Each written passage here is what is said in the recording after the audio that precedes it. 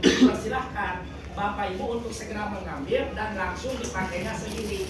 Tapi usahakan pada saat pemakaian yang pertama tidak boleh panik, karena kepanikan akal sehat kita bakal hilang. Dulu pernah kejadian penumpang panik menggunakan life jacket. Banyak kejadian yang salah. Bukan tangan kepala yang dimasukin, malah kakinya. Itu salah. Kalau kaki yang dimasukin, nanti lompat ke laut badannya terbalik. Yang nongol ke atas bukan kepala, pangkatnya mungkin ya. Tuh Bu, gambar fotonya sudah ditempelkan di dinding. Cara pakai yang benar tuh seperti itu tuh. Dari urutan 1 sampai 5. Cuma itu yang dijadikan gambar foto life jacket tahun 90-an, talinya diikat-ikat. Nah karena sekarang zamannya sudah modern, talinya cuma 1. Dilengkapi dengan sepasang kancing, persis penggunaan sabuk pengaman di mobil. Jadi lebih mudah. Yang penting kita tidak panik. Nih, yang pertama lepas dulu perekatnya. Lalu ini tali dipasang, masukkan Pak ke bagian badan kita seperti ini. Tuh. Nih, terus ini Bapak Ibu masukkan ke bagian pundak. Nah, lalu setelah ini dirapatkan, nah udah gitu dikunci lagi. Masukkan kakinya sampai bunyi, tandanya terkunci dengan sempurna. Contoh begini, tuh. Lalu nanti ini talinya ukur sesuai dengan badan kita. Bisa dikedorin juga dikencengin. Nah ini Bapak Ibu, secara sudah selesai, sangat mudah sekali. Tapi semudah apapun kalau kita panik pasti bingung. Jadi usahakan Bapak Ibu tidak boleh panik. Nah nanti untuk langkah selanjutnya, setelah Bapak Ibu menggunakan life jacket, awas penumpang jangan dulu lompat, jangan dulu terjun. Kalau belum ada perintah dari Bapak Nahkoda, siapa tahu kapal tersebut masih bisa diselamatkan. Jadi kita semuanya nanti Pak dikumpulkan menunggu perintah dari Bapak Nahkoda kapal.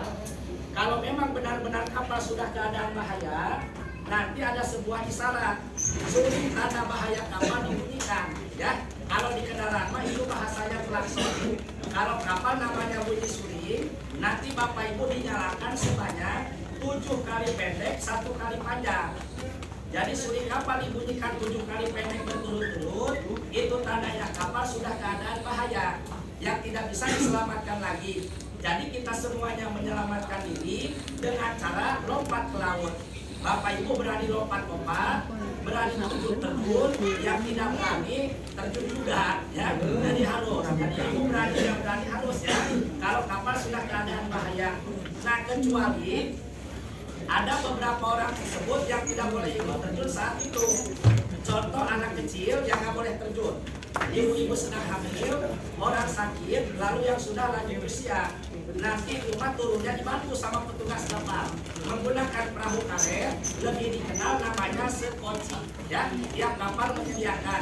Yang laut buat orang sehat aja. Nah, Bapak Ibu nggak usah takut. Yang sudah menggunakan pelampung dijamin dia bakal tenggelam. Nanti badan kita di laut pangambang ada. Nih, dari sini ke bawah, ke atas ke permukaan. Ya, yang penting kita makainya benar. Jadi Bapak Ibu yang sudah pakai pelampung nggak usah takut tenggelam. Semua dijamin nggak bakal tenggelam. Nah terus nanti untuk selanjutnya, kalau Bapak Ibu sudah nyampe permukaan air, untuk selanjutnya segera meminta pertolongan, mencari perhatian ke kapal-kapal lain. Pasti banyak yang menolong saat itu. Di antaranya tim SAR, perahu nelayan, atau kapal lain yang sedang lewat. Nah untuk meminta pertolongan jangan berteriak, karena teriak sekecil apapun di laut percuma. Yang ada menguras tenaga. Di setiap life jacket sudah dilengkapi alat panggil. Yang pertama ada sebuah fluid sebagai pengeras suara. Jadi kita cukup meniup fluid berulang-ulang sambil melambaikan tangan. Selama belum ditolong, fluidnya wajib ditiup agar kita segera mendapatkan pertolongan. Nih Ibu contoh begini, mohon maaf. Terus menerus ditiup sambil melambaikan tangan agar kita tidak berteriak lagi. Tapi kalau sudah ditolongin jangan ditiup lagi ya. Takut berisik nanti Bapak Ibu diceburin lagi ya. Nah ini yang pertama. Terus yang kedua, nih yang kedua, bila mana Bapak Ibu musibahnya kapal di malam hari, jangan lupa ini ada lampu nyalakan kalau di malam hari. Nah ini kunci lampu untuk mempermudah pencarian, karena lampu ini bisa dilacak lewat radar kapal kalau musibah di malam hari. Tapi lampunya dinyalakan. Nih cara menyalakannya, ada tali pendek ditarik, nanti nyala secara otomatis begini.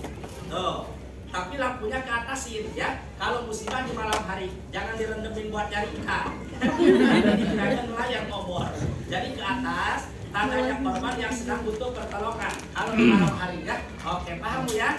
Nah, mudah-mudahan apa yang saya sampaikan ini bermanfaat dan semoga bisa buat menambah wawasan kita ya. Kita berharap seumur hidup jangan sampai mempergunakan, jangan sampai kami juga tidak ada niat menakut-nakutin, sebatas pengarahan buat keselamatan aja. Tuh Bu, ada pantauan kamera.